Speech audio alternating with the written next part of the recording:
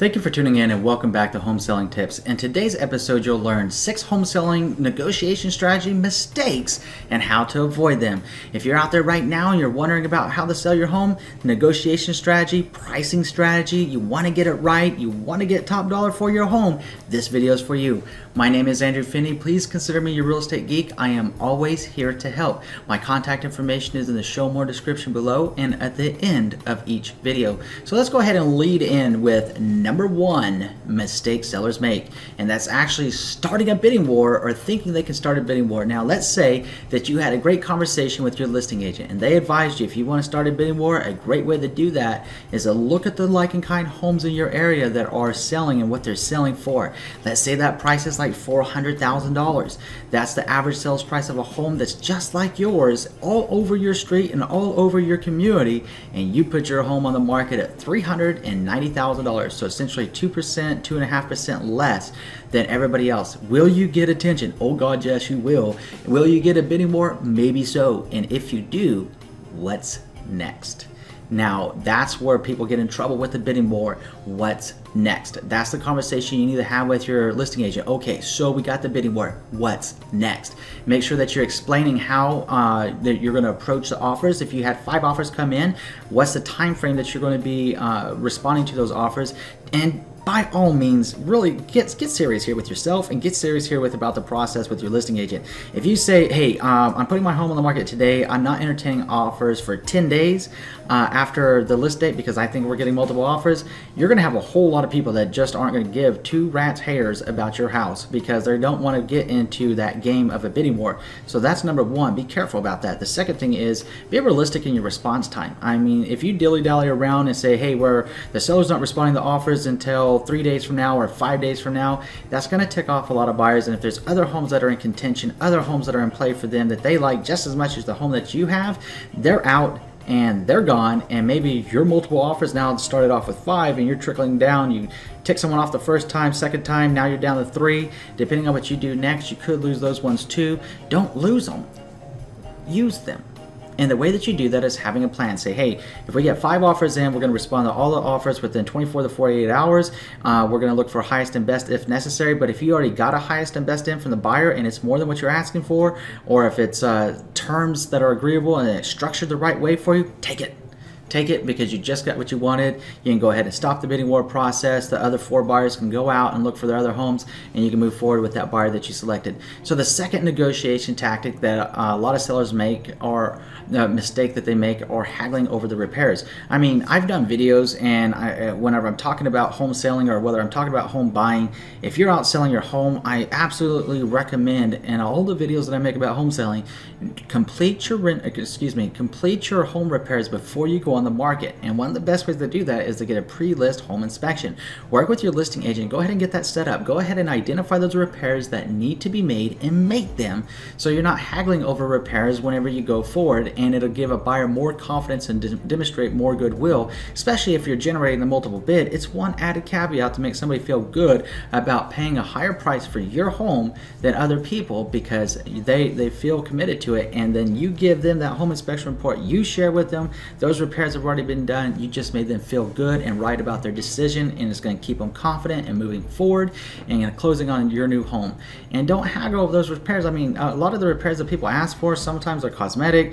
The cosmetic is cosmetic, right? But if you got messed up stuff in your house and you know it's messed up, you know that you have a gas furnace that needs to be fixed, or you got an HVAC system that needs servicing, or you have a pool system that needs to be cleaned out and checked on, or whatever, get it fixed.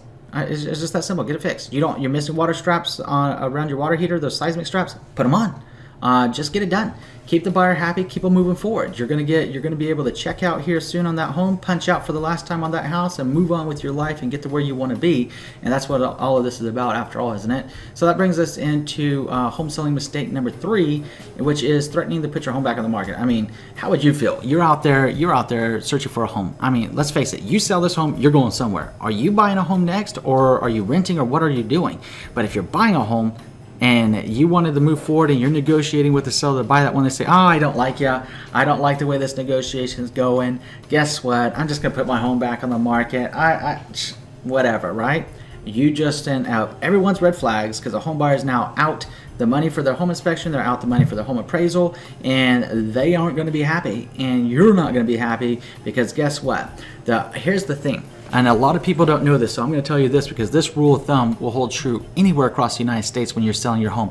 You back out of a deal and you go back on the market and it has something to do with you and not the buyer, and it has something to do with you. That's the key thing there. It has something to do with you, right? Either way, it's going to negatively stigmatize your property, because when our buyers in the market see a home was in escrow and then it came out of escrow and it went back on the market, what are they going to think? Running through your head right now, I bet you're thinking they think something's wrong with it, and you'd be absolutely right. That's exactly what they think. They think something's wrong with the house, number one. Number two, what happened? Number three, was a seller difficult to work with? Because most of the buyers I work with, if they walk into a home and a seller's being a little bit difficult, or if it's difficult to show the home or what have you, they'll just completely walk away and say, Andrew, we like that house, but it isn't worth the drama. Let's go ahead and move on to the next one. So keep that in mind as we move forward through this list as well. So the next negotiation strategy mistake that home sellers make is being stubborn on the closing date. Now you might be asking, how's that possible? Well, very simple. Because when you sell your home, again, going back to that third point, you have somewhere to go. Now, let's say that you're buying new home construction and that due date is 3 to 6 months away from the date that you could actually be closing on your home. If you ask that buyer to hold tight for 3 to 6 months, some might be okay with that. A very, very, very small percentage of the population may be okay with that. Most of them won't be. And that's because they have their own schedule. They have their own timelines. They have their own life to live, and it doesn't circle around yours. So it's very important to be respectful and understanding of each other's schedule and each other's timelines. Sometimes it can happen. I mean, it never hurts to ask the question. Just don't expect it. Because if you never ask a question, and the last time I checked, and any time that you ask a question, you don't ask a question, the answer is always no. So by virtue of simply asking the question, you stand a 50-50 shot of getting it yes. So you can always have your listing agent talk to the buyer agent and see if that's something that the buyers are willing to do, but don't mandate it. Absolutely not. If you might need to move twice, just get your home sold, move forward. The new home builder is going to be happier with you anyways, knowing that your home is sold and you're no longer contingent upon buying their property because you had a home to sell. Just move forward with it. Don't be a stickler on the closing date. Be flexible with it within reason, and be flexible if there's some things that need some time on the buying side too. I mean, sometimes things come up. As long as everything's moving forward and moving solid and keeping as close as possible to that closing date, just be a little bit flexible and be open-minded. Number 5 is actually getting greedy with what comes with that house. Now, what does that mean? You have great grandma Susie's chandelier dazzling up there above your doorway. You want to take it with you. But maybe the buyer that bought your home was buying great grandma Susie's chandelier, and the house just so happened to come with it. So here's the thing. If you're ready to go on the market and you know that you're going to be taking out certain fixtures or certain things of your home, appliances, what have you, take them out prior to putting your home on the market and prior to having professional photography done on your home. This will alleviate a lot of confusion, a lot of issues, and a lot of hard feelings and possible litigation after the fact. You don't want that. Stay away from that drama. Best way to do it is to explain it, be clear, be concise, and be communicative about what stays and what goes. If you're leaving it up there for now because you want to wait until the home sells before you take it down, okay, make sure that your listing agent's telling the other agent and that you're annotating it in your listing contract that personal property does not convey with the sale of the property, and you are taking it, and make sure everybody knows about it. If not, put a little placard up there with a little arrow that says, hey, guess what? Great grandma Susie's chandelier is actually coming with us. When we leave, we will replace it with something as comparable as possible, or we will give you a $200 credit or a $2,000 credit, whatever have you, depending on how nice of a chandelier it was, right? To replace it. Be communicative, be honest, and make sure that everything is done prior to going on the market.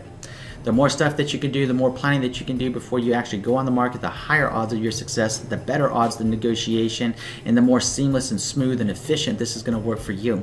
So that brings us into number 6, which is sometimes people just dig in and say that they do not want to pay any kind of buyer closing costs.